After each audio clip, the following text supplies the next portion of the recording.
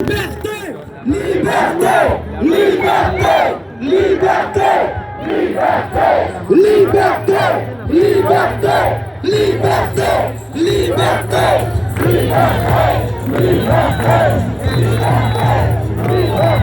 Wow! Bravo Québec! Bravo Montréal! Bravo tout le monde! Ah, wow! Aujourd'hui, on est là pour un événement spécial. J'inviterai Monsieur Pierre Brisson à venir rejoindre la scène. C'est celui qui sera l'animateur aujourd'hui. Applaudissez-le bien fort, Monsieur Pierre Brisson.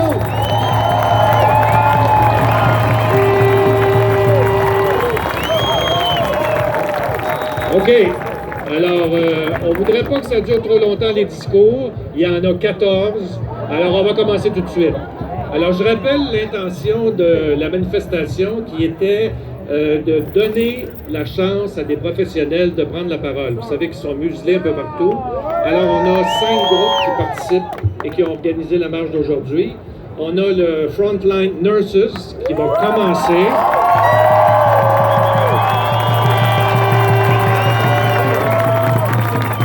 Alors, on aura 5 infirmières et un infirmier, oui.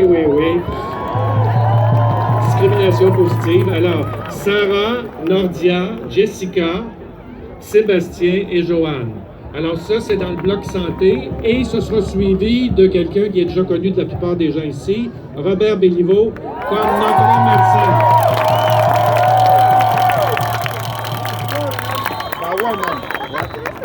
Je tiens à vous mentionner qu'il y a des tables, je ne sais pas si on les voit, sont submergées sur le côté, que les différents groupes ont monté pour avoir des flyers, des cartes, etc. Les organisateurs vous fournissent de l'eau et des pommes gratuitement. Je ne sais pas s'il va en avoir pour tout le monde. Et c'est ça. Après les gens de la santé, on aura les gens de l'éducation.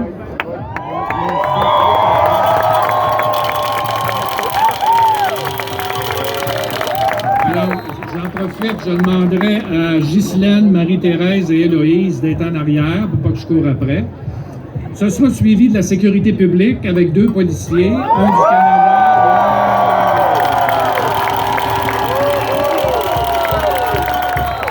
Donc, Terry du Canada et Laval. Alors, on aura des discours dans les 2 langues. Hein? Je veux dire, on est réputé pour être des francophones bilingues.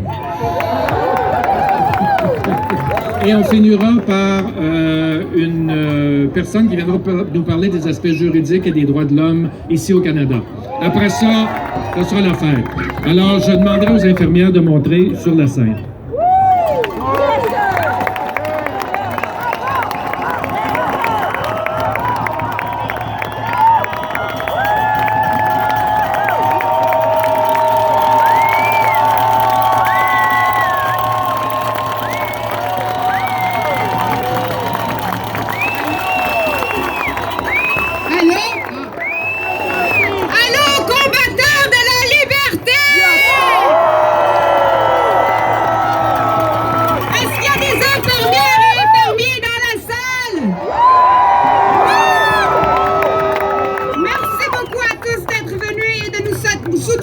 Aujourd'hui. Je suis tellement contente de finalement avoir l'opportunité de parler au monde réveillé de ma ville natale.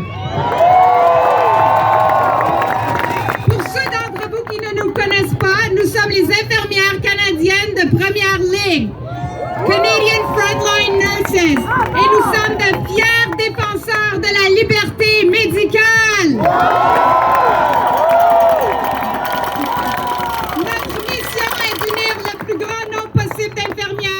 D'éduquer le public et de ramener l'éthique dans les soins de santé.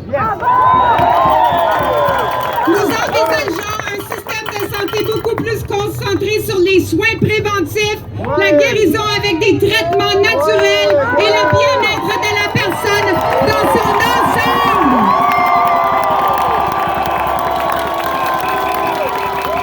Nous sommes ici pour tenir la lampe afin que d'autres puissent voir notre lumière et être inspirés à défendre la même chose.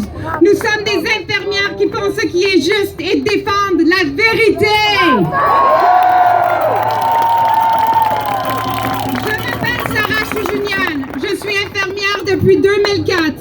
Aujourd'hui, je veux partager avec vous mon histoire d'infirmière dans l'espoir de réveiller et d'inspirer les lions endormis pour qu'ils se tiennent debout et fassent de même.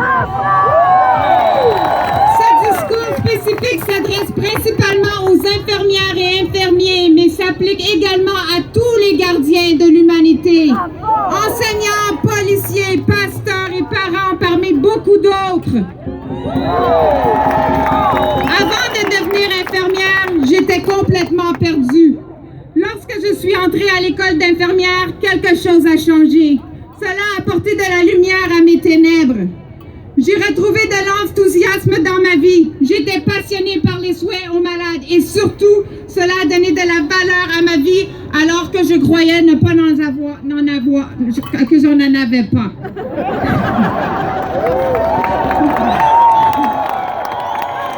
Cela m'est venu si naturellement. Je me sentais vivante lorsque je donnais des soins. J'ai su immédiatement que c'était ce que j'étais née pour faire.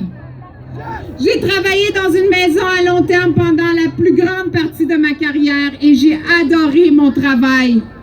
J'y ai rencontré des centaines de grands-parents qui ont partagé leur sagesse avec moi et m'ont donné un amour que j'ai beaucoup chéri. J'ai pleuré beaucoup de larmes et j'ai eu le privilège de partager de précieux derniers moments avec d'innombrables résidents et leurs familles.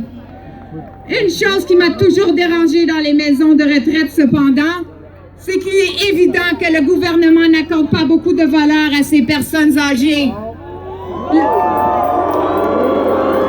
Leur diète se compose d'œufs en poudre, de mandarines en canne, de pudding en boîte et d'eau sucrée colorée.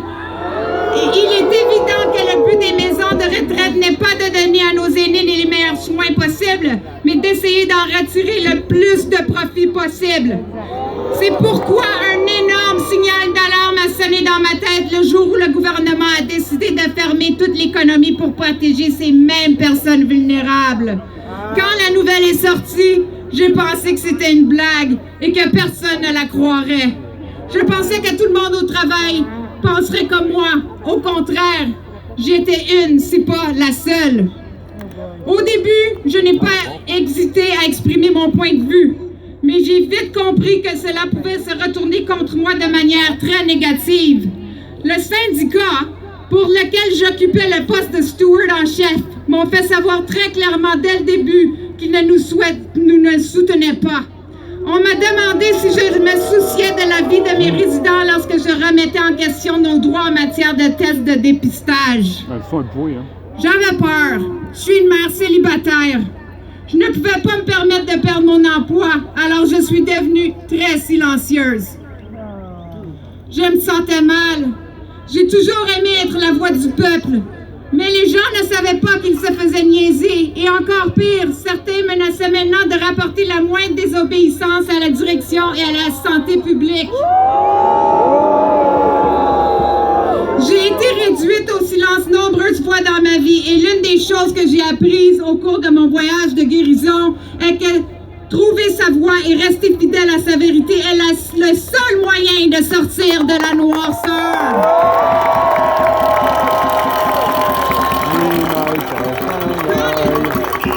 Quand le deuxième lockdown a frappé, je n'en pouvais plus. Ma rage électrifiait constamment mon corps. J'étais comme une bombe prête à exploser. Je ne pouvais plus me retenir.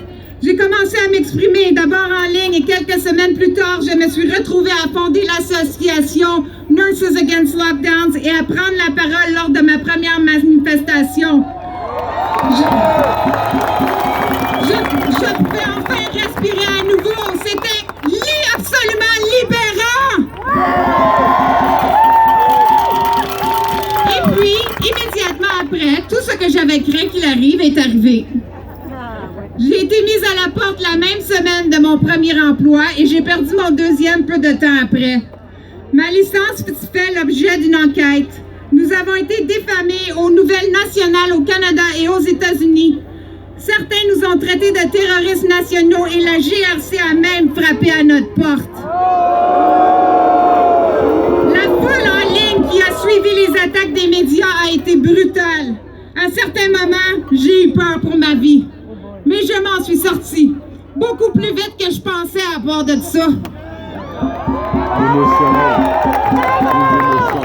Et puis ensuite, quelque chose de phénoménal et d'inattendu est arrivé. Quelques jours seulement après avoir été ostracisée, j'ai été inondée d'une énorme vague d'amour de la part de gens venant de partout à travers le monde. Et cela n'a pas cessé depuis.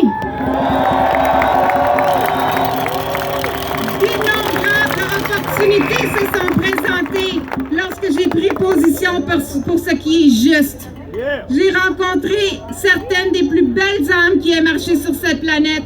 J'ai enfin pu écrire un chapitre dans un livre. J'ai pu voyager à travers le Canada pour la première fois tout en inspirant des milliers de personnes. Et les meilleurs de tous, nous avons fondé Canadian Frontline Nurses et nous sommes en train de construire notre propre système de santé.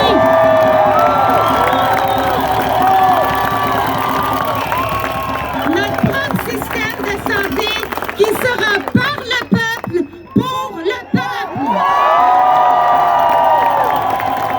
C'est littéralement ce dont j'ai toujours rêvé.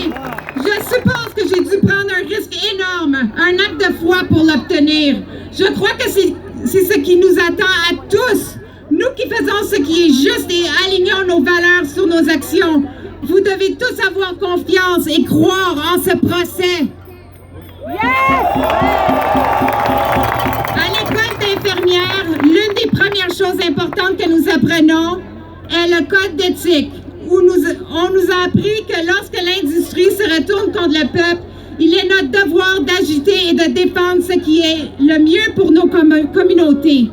Je suis fière de dire que j'ai respecté ma promesse de ne pas nuire. Et si cela signifie que je ne fais plus partie de l'industrie, tant pis. Je suis finalement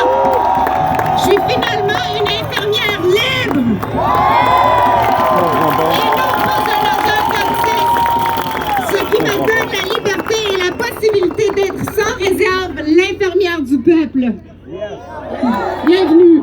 Je veux dire aux gens qui pensent que je ne suis plus une infirmière que rien n'est plus éloigné de la vérité. Je me sens plus infirmière aujourd'hui que jamais auparavant. Être infirmière ne vient pas d'un papier, ça vient du cœur. L'ordre des collèges des infirmières ne pourra jamais nous enlever ça. Il n'en va de même pour c'est ça, ce que je comprends pas, c'est qu'on parle encore de communauté alors qu'on essaie d'être un peuple, non une nation. Il y a des novlangues dans les discours. Vraiment, c'est hallucinant. Bye.